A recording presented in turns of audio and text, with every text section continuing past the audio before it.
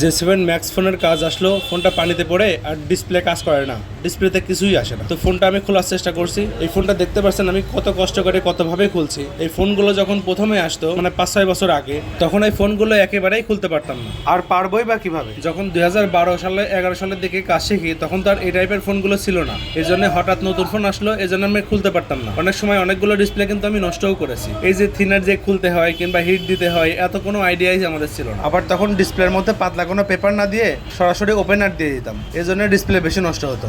আপনিও কি সেই সময় আমার মতো ডিসপ্লে নষ্ট করেছেন? কমেন্ট করে জানাবেন। আর এখন এইসব ফোন খুলতে খুব বেশি কষ্ট হয়ই না। আবার ডিসপ্লে খুলতে গেলে home button, back button, ribbon ছিঁড়ে যেত।